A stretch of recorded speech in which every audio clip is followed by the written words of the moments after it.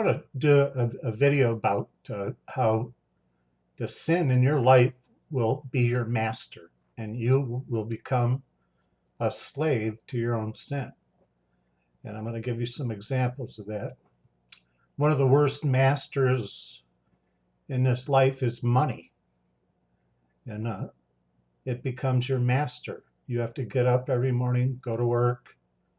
At the end of the week, you get a paycheck.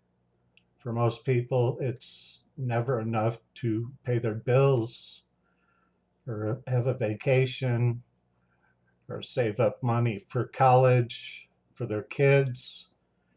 People kill for money every day in this world. People put life insurance on their spouse and then have someone murder them for money. It's amazing what people will do for money. Money is uh, the worst master in this world. The lust of money is truly the root of all evil. So money becomes your master. If you want money, you can never get enough money. So off to work you go. Work, work, work. You never get a chance to play. You have to have a good balance of work and play. If you work too much, you'll destroy your marriage. If you work too little, you're lazy, you're gluttonous, and nobody likes you. Anyway, so money becomes the worst master. You become a slave.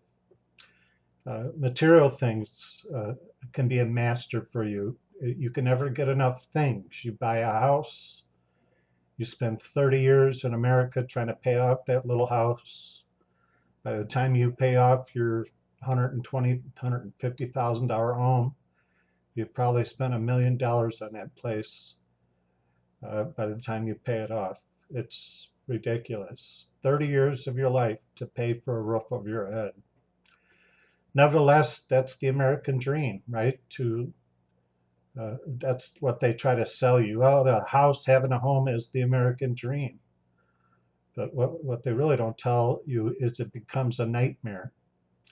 The American nightmare is trying to pay off an over inflated home that's overvalued.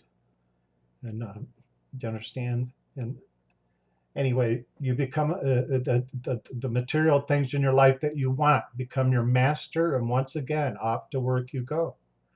Crack of the whip, go to work, save up money so you could buy all these material things, automobiles and furniture and just the thousands and thousands of things that people buy to put in their home. It becomes your master, and then you go out and get credit cards and you buy on your credit card, and pretty soon you're getting a cash advance on a credit card to pay off the other credit card. And round it goes until you end up spiraling out of control and end up filing bankruptcy. So it becomes the wanting of material things is a brutal master too. You don't need a lot of things in this life. You really don't. You do need a roof over your head. You really do. You need a place to keep warm, a place for your stuff, a place for your family, your children, your food. You do, but you certainly don't need a $300,000 overinflated, overpriced, undervalued home and then try to spend the next 30 years of your life trying to pay it off. It, you know, uh, it can cause tension in your home. Money is and material things certainly could be a sore subject in anybody's home. When you're married, not married, and you live together, it becomes a lot of tension, a source of a lot of tension in a home, which could lead to divorce. And your children, when you get divorced, it affects your children in the worst way. It really does.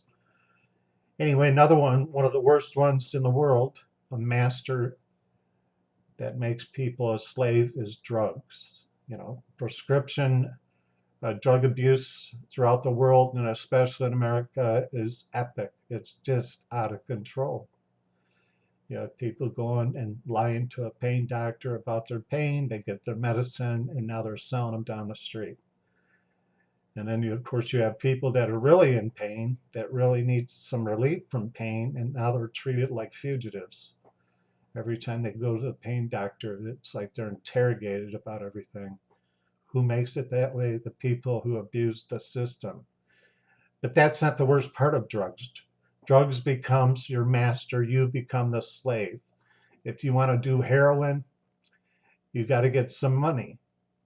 And that master of heroin will make you do things that you normally wouldn't do, like steal money from people or get into prostitution. You prostitute yourself for money so you could get the heroin, so you could have the euphoric feeling of heroin or cocaine or Quaaludes or Valium. Any kind of drug that makes you feel so good becomes your master, and you become its slave.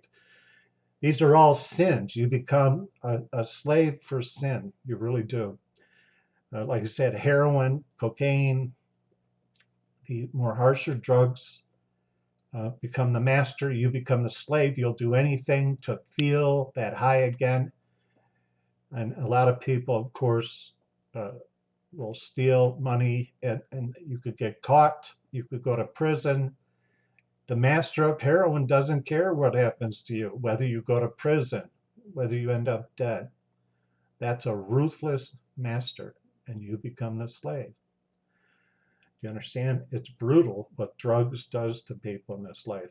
It really is. I understand you want to feel good and you want to return to feeling good, but look what it does to you. Do you ever see what meth does to the human body? People become very thin, very gaunt looking. They have pop marks all over them. Their teeth start to decay. That's a ruthless master. Meth, heroin, cocaine. You become a slave to that type of sin, all because you want to feel good. You want to feel euphoric constantly. In the end, it destroys your life. The sin that made you feel good is the one that'll destroy your life. It really does. Another one could be sex. You know, you could be there's nothing wrong with sex. God invented sex. He made it to feel good and to be enjoyed with someone you love that you're married to. You understand? Sex outside the marriage can bring in STDs. It can bring into your life, and it could affect your children too. If you go outside the marriage and have sex with somebody, you could end up getting HIV virus, and you can bring AIDS, and not only for yourself, for your whole family. So it's very dangerous to go outside your marriage for the feeling of sex. Sex with someone you don't love is not that great compared to sex with someone you love. It's not the same. So have sex with the one you love. You're in a marriage. Do you understand? You'll become very familiar with sex with your spouse. You might become bored. You want to try different things, whatever. I don't see anything wrong with that as long as you don't get carried away.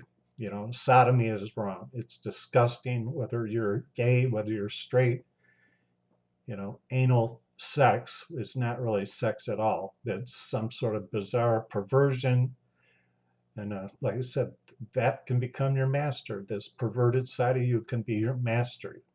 You could go on at night while your spouse is sleeping and secretly lead a double life.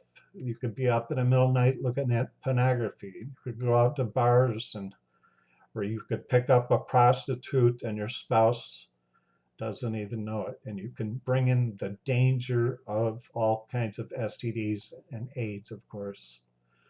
So ultimately, the thing that turned you on, that you thought was made you feel good, could be the same thing that leads to death.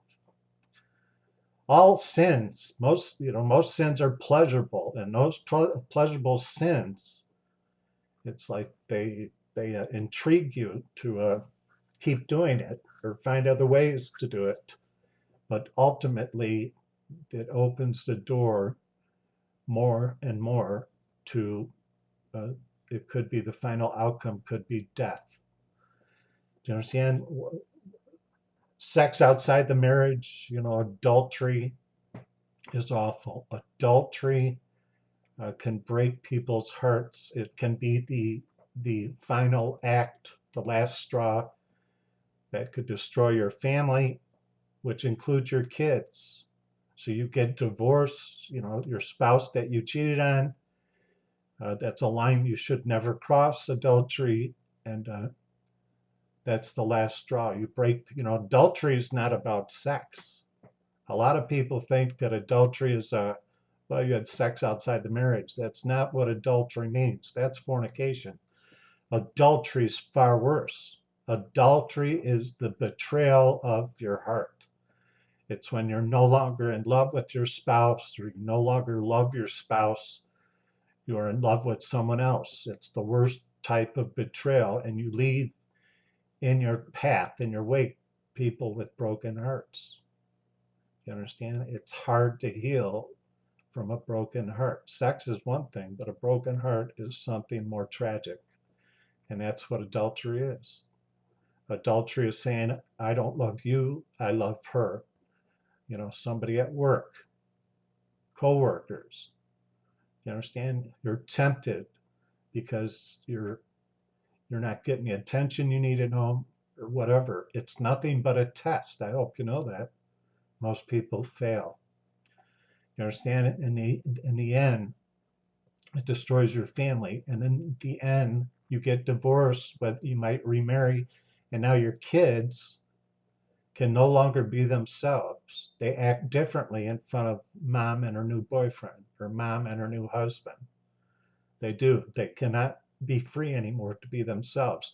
The only place where true freedom is for a child is when he's with his real mother and his real father. That's when they feel the most secure, and that's when they can be themselves, and that's when they feel hopefully loved. But if you get divorced because of adultery, now your children are being raised by the natural parent and somebody else. And in front of that other person, they no longer can be themselves. They have to be polite, or they have to be a certain way. They can't be themselves. And now that's what the Bible says towards the end of time, that iniquity shall abound and the love of many shall wax cold. What does that mean? Because of divorce, children are being raised by people who are not their parents. And the person who's not really their parents, they can act like they care for them and probably care for them, but they don't love them the same as the real parents. Anybody that says they really love their stepchildren more than their natural children is nothing more than a liar. They're trying to be politically correct. It's a lie. Anyway, so adultery just rips apart a family, and at the end, it harms the children. And at the beginning of that, all you did was start showing attention or wanting attention from someone at work, and it led you right down the primrose path of self-destruction.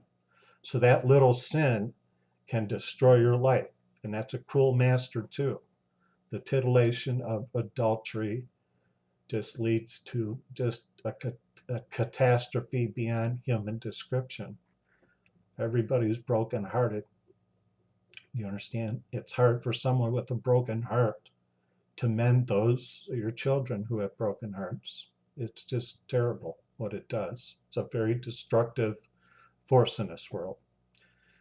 Some of the other ones are, cigarettes. That's a cruel master. Cigarettes make you, they say the master of cigarettes says, go to work, earn some money, go buy a carton of cigarettes. Instead of using that money for your needs in life, for your wants, the master of cigarettes says, go buy that very expensive carton of cigarettes every week and keep doing it. You like having cigarettes when you drink alcohol, or you like cigarettes after you eat a meal. And once again, that little sin that you open the door to can lead to lung cancer. It could lead to emphysema. It could lead to coughing every morning, right? Every morning you're coughing and coughing and coughing. It could lead to you feel like you're a fugitive when you go out in public and smoke anymore. And I think that's good, by the way. I live long enough to see America be a smokeless society. It's a very healthy choice. Anyway, that master of cigarettes could lead you right to death. Alcohol, same thing. You like to have a drink, 5 years later, you're a full-blown alcoholic. It's destroyed your marriage. You understand? You could get behind the wheel of a vehicle, go down the road, and kill a family of children, you know, parents and children in a car accident, and now spend 10 years of your life in prison, which is not the worst part of that story. The worst part is you got to live with the fact that you killed innocent people because you like the way you feel when you drink alcohol. So alcohol is a cruel master, and you become the slave to sin. All these are true, and there's many more. Do you understand? I gave some of the more obvious examples: money, material things, drugs, perverted sex, adultery, fornication, prostitution, cigarettes, alcohol, and the list goes on and on. They all are cruel masters. Do you understand? Sin becomes the master and you become the slave. You understand? But the good news is, of course, Jesus Christ can set you free. He really can. He came into the world to set the captives free. That's what it says in the Holy Bible. And all these things that I mentioned and more hold you captive, like you're in a prison and you can't get out. Jesus Christ can set you free. He's the only one that can set you free. You could go to AA meetings, you could go to all kinds of meetings. In the end, you're just probably going through the motions. You're trying to just fool yourself. You can try to quit cigarettes.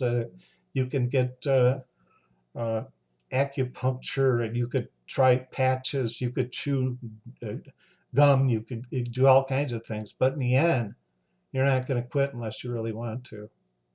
You have to really want to get away from these things, and then Jesus can help you.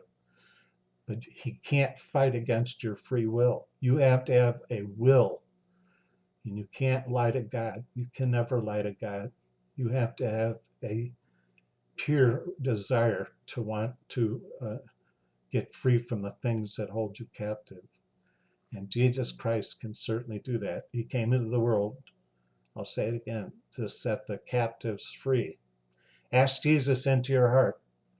Or if you're a Christian, if you really want to get away from these things, ask him to deliver you from these cruel masters and be who you're supposed to be, a free child of God.